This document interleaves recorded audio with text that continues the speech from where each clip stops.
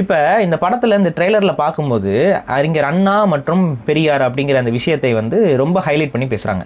பெரியார் கிட்ட அண்ணா கிட்ட விருது வாங்கின ஒரு கதாபாத்திரம் மாதிரி அந்த கதாபாத்திரம் தான் வந்துட்டு போராட்டத்தில் கலந்துக்கிட்ட மாதிரி சொல்கிறாங்க. ஸோ இது ஆட்டோமேட்டிக்காக வந்து அந்த 1965 நடந்த போராட்டத்தினுடைய இளைஞர்களை திராவிட சிந்தனை கொண்டவர்கள்ங்கிற ஒரு தோற்றத்தை உருவாக்குறதுக்கு இந்த டைரக்டர் வந்து முயற்சிச்சிருக்காங்க. ஓ இல்லையா? அப்போ இங்கே என்ன பார்க்கணும்னா, இந்த கடைசியாக நடந்த போராட்டத்தை இவர்கள் ஆதரித்தார்களா, அந்த காலகட்டத்தில் இவர்கள் எழுதிய எழுத்துக்கள் என்ன அப்படிங்கறத நம்ம பார்த்தா தெரிஞ்சிடும். இவர்கள்னா யாரு? திகாவா இல்ல திமுகவா? திகா அண்ட் திமுக ரெண்டுமே.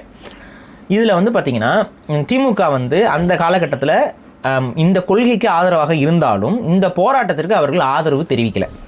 ஏன்? ஏன்னா இது தான் வன்முறையா மாறிடுச்சு, வன்முறைக்கு நாங்கள் ஆதரவு தெரிவிக்க மாட்டோம் தான் அவங்களோட ஸ்டாண்டு.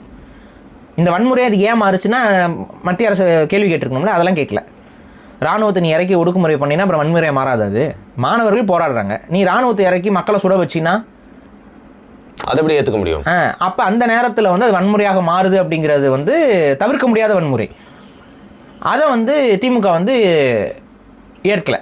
அப்போ வந்து அந்த நேரத்தில் அப்படியே நைஸாக பிரச்சனை வரும்போது அதை பழியை தூக்கி யார் மேலேயாவது போட்டுட்டு ஓடுற கேங் தானே இது. அந்த வேலையில தான் பண்ணாங்க, மாறி மாறி பண்ணாங்க. ஒரு போராளிலாம் வந்துட்டு தீக்குளிச்சே இறந்தார். காரணம் என்ன? அண்ணாதுரை வந்து உண்மையாக இல்லாமல் இதுக்கு இந்த போராட்டத்துக்கு ஆதரவு தெரிவிக்கலைன்னு தீக்குளிச்சவரெல்லாம் இருக்கார். அப்போ அண்ணாதுரை இந்த போராட்டத்துக்கு ஆதரவு தெரிவிக்கலைன்னு ஒருத்தர் தீ குறிக்கலாருன்னா அண்ணாதுரை இந்த போராட்டத்துக்கு ஆதரவு தெரிவிச்சாரா? நீங்கள் என்ன பண்ணுறீங்க? அண்ணாதுரைக்கு பல்லு விளக்காத மாதிரி ஒரு கேரக்டரை போட்டு பார்த்தீங்களா? என்னங்க அது? எனக்கே விளக்கி ஒன்று போல இருக்கு சேத்தனுக்கு. எதுக்கு மஞ்சள் புல்லு? அதாவது அண்ணாதுரையை வந்து கேவலப்படுத்தி காட்டுறது. இதுதான் இந்த புத்தி, இதுதான் இந்த புத்தி. நான் சொல்கிறேன் ஏன் இந்த புத்தி, இதனால தான் ஒரு தெலுங்கர் வந்து இந்த தமிழ் மொழி படம் எடுத்தால் அது ஒழுங்காக விளங்காதுங்கிறதுக்கு ஒரு காரணம்.